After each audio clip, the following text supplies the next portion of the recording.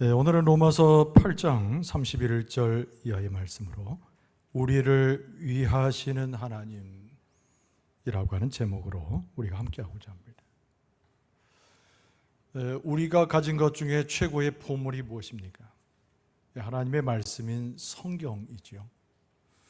모든 말씀은 하나님의 진리를 담고 있고 우리에게 소망과 그리스도의 능력을 소개하고 체험케 합니다. 구약과 신약을 합해서 66권입니다만 우리에게 복음을 가르쳐 주시는 복음서와 서신이 있어요. 우리가 잘 아는 사복음서가 그 내용이고 사도 바울의 서신이라 할 수 있는 로마서입니다. 로마서는 굉장히 중요한 서신으로 2000년의 기독교 역사 동안 수많은 사람들이 애독하고 큰 은혜를 받아왔습니다. 로마서 16장 중에 역시 가장 중요한 장은 8장입니다. 오늘 본문의 말씀이 담겨져 있는 장이지요. 굉장히 중요하면서도 복음의 진리가 무엇인지를 우리에게 일러줍니다. 우리가 항상 겪고 우리가 항상 생활하면서 이런 질문이 떠나지 않지요. 믿음이 도대체 무엇인가? 라고 하는 질문입니다. 오늘 본문의 말씀을 담고 있는 로마서 8장은 거기에 대한 해답을 우리에게 제공해 줍니다. 하나님께서 하시는 모든 일은 선하신 일이에요. 우리가 멸망하거나 이 세상 가운데 방황하는 것을 원하지 않으십니다. 우리가 구원을 얻고 성공된 삶을 살아가기를 원하시는 것이 하나님의 마음이지요. 바로 로마서에서 그 하나님의 마음을 읽어볼 수 있습니다. 오늘 사도 바울은 오늘 본문의 말씀을 통해서 우리에게 재차 질문을 합니다. 당신은 도대체 믿음이 뭐라고 생각하시오? 라고 하는 질문입니다. 그 질문을 또 바꿔볼 수 있으면 믿음으로 살아가는 삶이 무엇인가 라는 질문으로 우리의 마음 가운데 고동칩니다. 오늘 본문의 말씀은 짧은 본문이에요. 로마서 전체가 중요하고 8장이 중요한데 그 중에서도 짧은 본문이에요. 그러나 오늘 본문의 말씀은 앞서 이야기한 질문에 대답을 한 것만큼이나 매우 중요한 두 가지 아름다운 진실을 우리에게 소개합니다. 오늘의 말씀을 따라가 보면 우리에게 했던 그 질문에 대한 답을 찾을 수 있습니다. 오늘의 본문의 말씀이 얼마나 복음의 정수이고 하나님의 마음을 알게 하는 것도 역시 깨닫게 합니다. 자, 오늘 본문의 말씀에서 가장 중요한 첫 번째는 하나님은 우리를 위하시는 분이라고 하는 주제입니다. 오늘 본문의 말씀을 중요한 요소를 묶어서 다시 한번 봅니다. 그런즉 이에 대하여 우리가 무슨 말 하리요? 만일 하나님이 우리를 위하시면 누가 우리를 대적하리요? 모든 것을 우리에게 주시지 아니하겠느냐? 누가 능히 하나님께서 택하신 자들을 고발하리요? 그는 하나님 우편에 계신 자요 우리를 위하여 간구하시는 자시니라. 복음의 정수, 하나님이 우리와 함께 하시는 그의 마음을 읽는 듯하는 성령의 음성을 하는 사도 바울의 기록입니다. 오늘 같이 본 이 본문의 말씀은 정말 우리에게 있어서 복음이 무엇인가를 일러주는 진리 중에 진리입니다. 세 단어로 요약할 수 있어요. 우리를 위한 하나님. 한번 따라서 봅시다. 우리를 위하시는 하나님이십니다. 우리를 위한 하나님. 이 세 낱말로 오늘 본문의 말씀을 요약해 볼 수 있는 것이죠. 복음의 핵심입니다. 오늘 본문의 말씀 통해서 사도 바울은 하나님께서는 우리를 위하신다고 강조합니다. 하나님이 하시는 일 모두가 다 우리에게 집중되어져 있고 하나님의 선하심과 구원하심의 은총이 우리를 위하심의 하나님의 은혜로 옴을 우리에게 강조합니다. 어떻게 하나님께서 우리를 위하시는 것을 알 수 있을까요? 오늘 본문의 말씀을 통해서 세 가지 주제로 보고자 합니다. 첫 번째는 하나님은 당신이 가지고 있는 모든 것들을 우리에게 주실 수 있는 분입니다. 어떤 근거로요? 하나님께서 가장 소중한, 너무나 생명처럼 귀한 예수 그리스도를 십자가의 죽음으로 내어 놓으셨기 때문입니다. 오늘 본문의 말씀 우리가 31절에 보면 그런즉 이에 대하여 우리가 무슨 말하리요? 자기 아들을 아끼지 아니하시고 우리 모든 사람을 위하여 내주신 이가 어찌 그 아들과 함께 모든 것을 우리에게 주시지 아니하겠느냐. 모든 것을 주시는 하나님, 단순한 우리의 고백이 아니라 예수 그리스도, 생각해 보세요. 가장 소중한 예수 그리스도를 우리 가운데 내주신 하나님이 그보다 더 중요할 수 없는 세상에 필요한 모든 것도 역시 우리에게 공급하시고 주신다는 것이죠. 하나님의 관심은 당신의 백성에게 있습니다. 하나님의 관심은 주를 쫓아가는 자에게 있어요. 믿는 자, 하나님의 최고의 관심이거니와 예수 그리스도를 우리 가운데 내어주신 것처럼 모든 것을 하나님께서 우리에게 주실 수 있기 때문에 오늘 사도 바울은 강조하기를 하나님은 우리를 위하시는 분이라는 거예요. 여러분, 창세기 22장에 보면은 충격적인 내용 하나가 거기에 기록되어져 있습니다.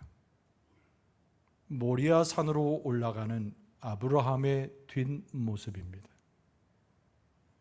하나님께서 어느 날 아브라함에게 나타나셨어요. 그리고 아브라함에게 이렇게 요구하십니다.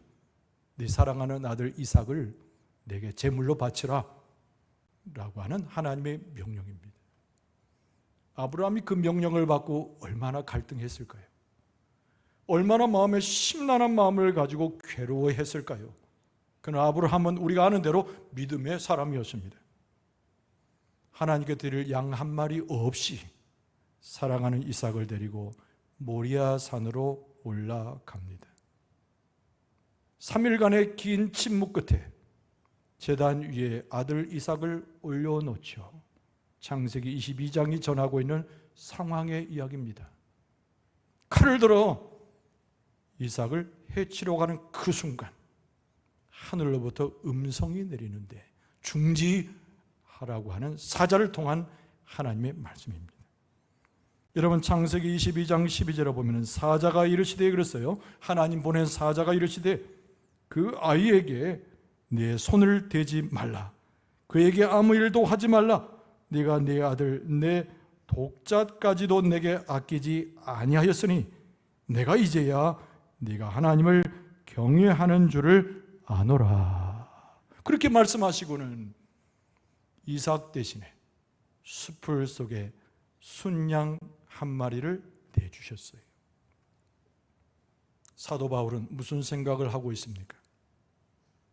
이삭을 살리기 위해서 순양 하나를 예비하여 제물로 내놓으셨던 그 하나님이 순양과 같은 예수 그리스도를 우리 가운데 보내셔서 우리를 대신하여 죽게 했음을 강조하고 있는 것입니다.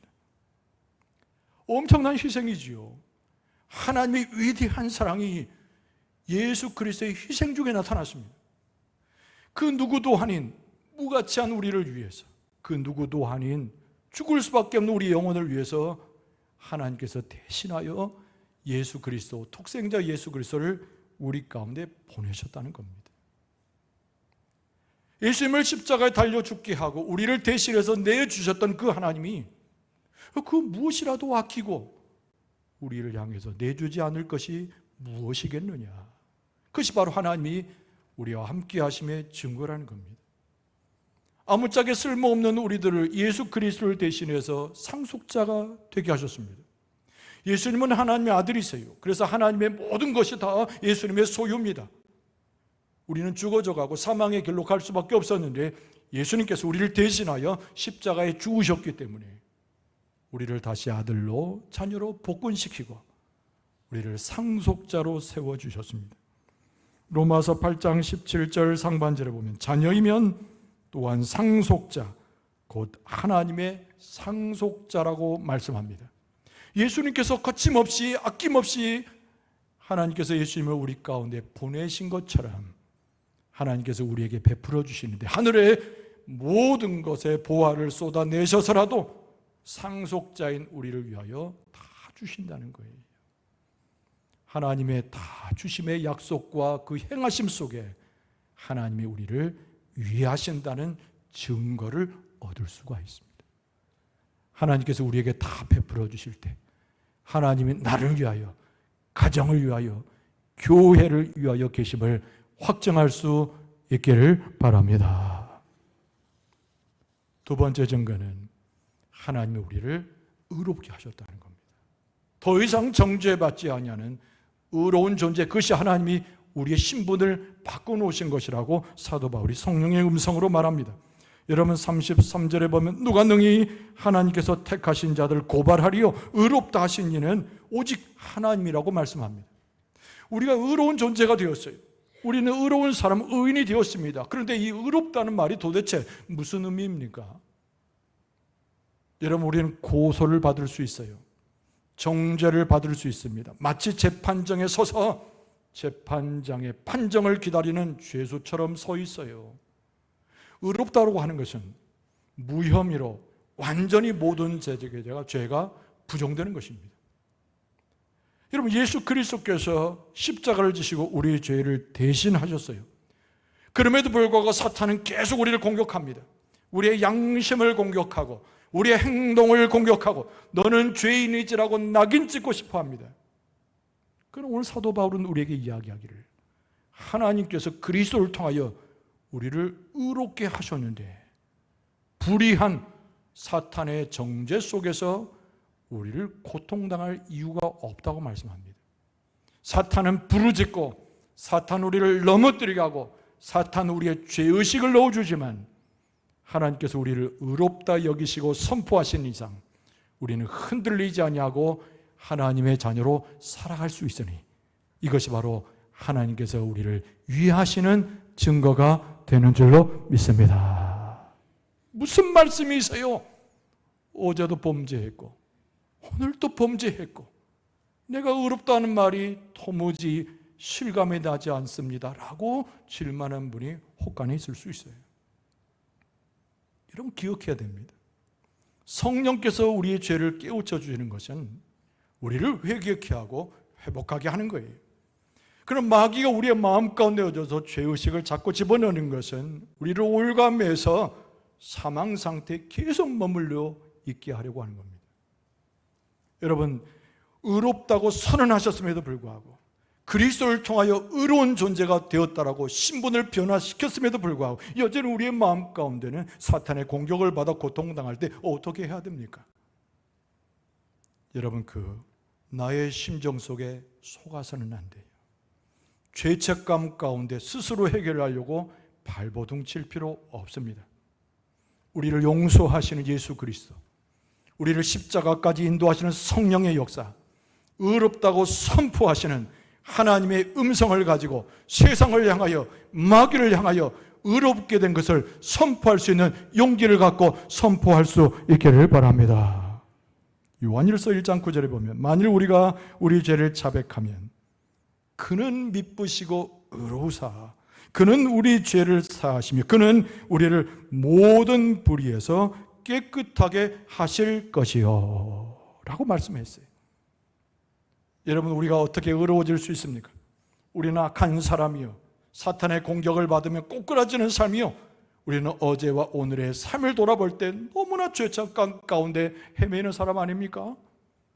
그럼에도 불구하고 하나님께서는 예수 그리스도의 핏값을 기억하셔서 우리를 의롭게 하셨어요. 우리는 의로운 자가 되었어요. 하나님의 자녀로 복권되었어요. 이 증거가 하나님께서 우리와 함께 하셔서 우리를 위하심의 증거가 되는 줄로 믿습니다. 보다 중요한 한 가지가 또 있습니다. 하나님께서 우리를 위하시는 증거가 무엇일까요? 여러분, 하나님의 우편에 계시는 그분 때문입니다. 예수 그리스도께서 하나님 우편에 계셔요. 그리고 우리를 위해서 날마다 정성을 들여 사랑을 쏟으면서 우리를 위하여 기도하고 계시는 줄로 믿습니다. 여러분, 34절 하반절에 보면은 그리스도 예수시니 그는 하나님 우편에 계신 자요 우리를 위하여 간구하시는 자시니라. 할렐루야. 정죄가 있습니다. 여전히 우리의 마음에 고통이 있습니다. 그 마음을 너무 이해하시는 예수님께서 하늘나라 우편에 계셔서 우리를 위해서 기도하시는데 예수님만큼은 우리를 정죄하지 않으세요. 믿습니까? 예수님만큼은 우리를 죄인이라고 칭하지 않으세요. 예수님만큼은 예수님의 핏값으로 우리를 의롭게 하셨으니 예수님은 정죄하지 않으신 분입니다. 예수님께서는 정죄하지 않으시니 우리를 위해서 대신 탄식하며 기도하신다는 거예요. 그래서 사도 바울은 이 성령의 음성 가운데 우리에게 일러줘요. 하나님은 우리를 위하신 분이라는 거예요. 하나님은 우리와 함께 하시는 분이라는 거예요. 하나님께서 우리의 삶을 복되게 하시고 우리를 구원받게 하시고 하나님의 생명의 길로 인도하신다고 증언하고 있습니다. 믿습니까? 믿습니까? 하나님께서 우리를 의롭다고 하셨는데 예수께서 그 의로운 은총을 경험한 우리를 바라보시고 하나님의 우편에 서셔서 우리를 위하여 기도하신다는 거예요. 기도하시는 예수님의 모습은 하나님께서 우리와 함께 하신다, 우리를 위하신다의 또 하나의 증거임을 사도 바울이 설명하고 있는 것입니다. 여러분, 정죄받는 것하고 예수님께서 기도하신다는 것의 그 관계가 무엇일까요? 한 번 더 생각해 보면 예수님께서 이 땅에 오셔서 무엇을 이루셨어요? 십자가에서 우리 죄를 대신하여 십자가에서 죽으신 줄로 믿습니다. 예수님의 십자가의 죽음은 우리를 구원하는 거예요. 그러나 예수 그리스도께서 십자가에 죽으신 걸로 끝나지 않았습니다. 예수님은 사망 권세를 깨뜨리시고 사흘 만에 부활하신 줄로 믿습니다. 하나님께서 예수님을 일으키셔서 부활시켰는데 그 이유는 단순하게 예수 그리스도를 통하여 우리의 죄의 사함을 받고 의롭다 여기는 죄의 백성이 된 것을 만천하에 고하신 거예요. 여러분, 예수님께서 이 땅에 잠깐 계시다가 하늘로 올라가셨습니다. 오늘 말씀에 설명한 대로 하나님의 우편에 계셨지요. 존귀하신 분이 되었습니다. 마국간에 태어나셨고 온갖 비난을 받으시고 십자가에서 처절하게 죽으셨던 그분이 하늘나라의 존귀함을 받으셨어요. 무엇을 말합니까? 우리도 나중에는 예수 그리스도를 쫓아자 존귀한 자가 되니 하나님의 계신 높은 자리에 올라가 하나님의 영광을 경험하게 될 줄로 믿습니다. 그런데 예수님께서 하늘의 우편에 계셔가지고 하나님 우편에 계셔가지고 기도하신다는 거예요. 그것도 누구를 위해서? 이 지상상에서 살아가는 우리들을 위해서 그 사랑으로 예수님께서 기도하신다는 거예요. 탄식하며 기도하시고 사랑하며 기도하시고 은혜를 베풀며 기도하시는 예수님의 모습이 하나님께서 우리를 위하신다는 증거가 된다고 사도 바울은 우리에게 설명합니다. 여러분, 누구든지 우리를 정죄할 수 없어요. 우리는 의롭고 하나님의 백성된 자고 예수님께서 기도하시는 유일한 대상이니 우리는 하나님이 위하시고 모든 것을 하나님으로부터 받을 수 있는 하나님의 백성으로 살아가는 주의 백성의 삶, 믿음의 삶으로 살아가게 될 줄로 믿습니다. 오늘 본문의 말씀에 매우 중요한 거 하나 더 있어요. 여러분, 그것이 뭐냐면 하나님의 사랑, 그리스도의 사랑에서 끊어지지 않는다는 겁니다. 여러분, 따라서 합시다. 우리는 하나님의 사랑에서, 예수님의 사랑에서 끊어질 수 없습니다. 그 누구도 하나님과 우리의 사이의 관계, 예수 그리스도와 우리의 사랑의 관계를 끊어낼 자가 없는 것입니다. 여러분, 사도 바울은 하나님께서 이미 사랑을 베푸셨고 예수 그리스도를 우리를 구원하셨으니 그 사랑, 그 찹이 우리와 함께하는 관계에서 도대체 분리시킬 자가 이 세상에는 없음을 선언합니다. 그러나 사도 바울이 생각하는 것은 우리가 세상을 살아가는 척박한 우리의 삶이에요. 너무나 많은 위험 요소가 하나님과 예수 그리스도와 우리의 사랑에서 끊어놓기 위해서 얼마나 많은 올무가 우리 앞에 있는가를 적시합니다. 사도 바울이 우려하는 목록표 하나가 오늘 본문의 말씀에 올라가죠.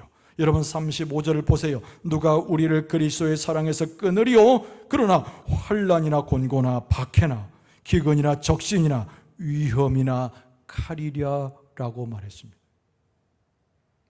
아니, 하나님께서 우리를 사랑하시고 예수 그리스도께서 십자가에서 대신 죽으셔서 우리가 구원받았는데 여전히 우리가 삶을 살아갈 때 믿음의 삶을 살아간다고 하지만은 이런 우려스러운 목록들이 우리를 괴롭혀서 하나님 또는 예수 그리스도의 사랑에서 우리를 끊어놓으려고 한다는 거예요. 바울이 먼저 이야기하는 세 가지는 환난이나 곤고나 박해. 이런 환난은 외부에서 들어오는 거예요. 곤고함은 내 마음에 흔들리는 감정과 믿음을 떨쳐버리게 되는 이상한 감정입니다. 거기다 박해는 내가 예수 그리스도를 믿는다는 단순한 이유 때문에, 하나님의 사랑으로 하나님의 백성이 되었다는 신분의 변화 때문에 사탄의 공격과 더러운 영의 공격을 받는 것을 이야기하는 것이죠. 그래서 사도 바울은 우리에게 강조하고 있어요. 환난을 당하였느냐, 곤고한 심령에 있느냐, 박해를 경험해도 하나님의 사랑에서, 그리스도의 사랑에서 우리를 분리시키고 떼어낼 것은 없느니라. 또 말씀하죠. 기근이나 적신이라 그랬어요. 기근은 먹고 살 것이 없어서 굶주리는 것입니다. 적신은 우리말로 그대로 해석하면 알몸이에요. 벌거벗은 것입니다.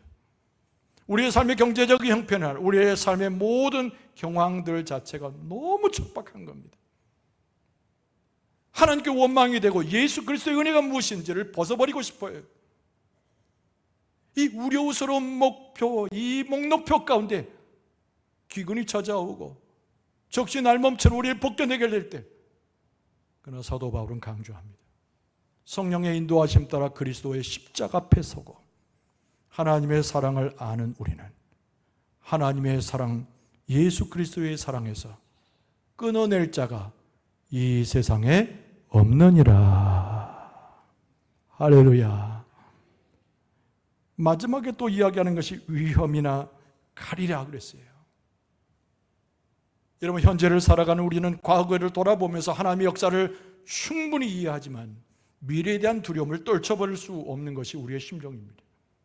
그러나 세상은 녹록지 않아서 우리에게 유익을 주고 우리에게 합당한 것을 주시고 우리에게 평화를 줘야 함에도 불구하고 우리를 노리고 넘어뜨리게 하고 고통을 안겨줘요.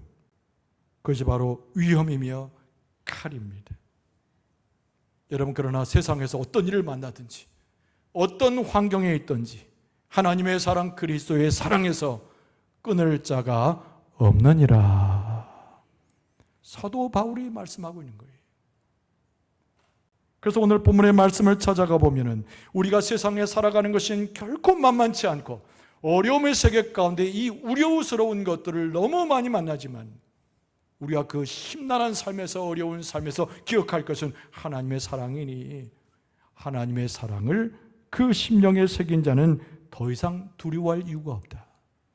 어려운 공경 가운데도 하나님을 절대로 우리를 잊어버리지 아니하시고 우리를 향한 사랑을 거두지 않으시니 그 사랑에서 끊을 자가 없으므로 우리는 어떻게 돼요? 하나님 안에서 승리하게 될 줄로 믿습니다. 그래서 37절에 보면은 그러나 이 모든 일에 그랬어요. 이 환난스러운 모든 일에 우리를 사랑하시는 이로 말미암아 우리가 넉넉히 이기느니라. 예수 그리스도를 통하여 하나님의 역사를 통하여 우리는 세상을 이기고 우리의 삶의 모든 부조리를 이기고 하나님의 나라의 백성이 된 이상 사탄과 마귀의 공격마저도 이겨내는 넉넉히 이김이 하나님으로부터 우리 가운데 선물 받아서 우리는 승리자가 되고 하나님의 영광을 구하는 주의 백성으로 살아가게 될 줄로 믿습니다. 오늘 본문의 말씀은 우리에게 무엇을 가르칩니까? 예수 그리스도를 믿고 살아가는 삶이 도대체 무엇인가에 질문을 주는 거예요. 믿음이 무엇인가라는 거예요. 믿음으로 살아간다는 것이 도대체 무슨 의미가 있는지를 우리에게 질문합니다. 그러나 오늘 본문의 말씀은 두 가지로 정답을 주고 있어요. 첫 번째는 하나님은 어떤 순간이든지 어떤 경우든지 우리를 위하시는 분이라는 거예요. 두 번째는 하나님의 사랑, 그리스도의 사랑에서 이 세상에 있는 존재나 마귀 사탄일지라도 그것을 끊어낼 수 없음을 우리에게 말씀합니다. 너무 힘들어요. 인생이 얼마나 힘든지 모릅니다. 여러분, 실패를 경험할 때 우리의 마음에 고동치는 고통이 찾아와서 실패자라 나를 지목하고 패배감과 무거운 기분 가운데 넘어지기 쉬워요. 그러나 여러분, 하나님께서 우리의 편이 되시고 우리를 위하시면 두려워할 이유가 없는 줄로 믿습니다. 그리스도께서 그 십자가의 사랑만큼이나 지금도 우리를 위해서 기도하시고 그 사랑을 우리를 붙드시게 되면 최후의 승리가, 예수 그리스도의 최후의 승리가 우리의 승리가 될 줄로 믿습니다. 도대체 믿음이 무엇인가? 믿음으로 살아간다는 것이 어떤 이야기인가? 이 질문을 하지만은 오늘 본문의 말씀을 가지고 담대히 답변을 할 수 있어야 돼요. 지금도 하나님이 우리와 함께 하시고 그리스도께서 우리를 도우시고 이끄시니 담대하게 승리할 수 있기를 바랍니다. 넉넉히 이길 수 있기를 바랍니다. 하나님의 역사를 보고 믿음으로 굳건히 나가 최후의 승리를 거두는 여러분과 저의 모습 될 수 있기를 주의 이름으로 축원합니다.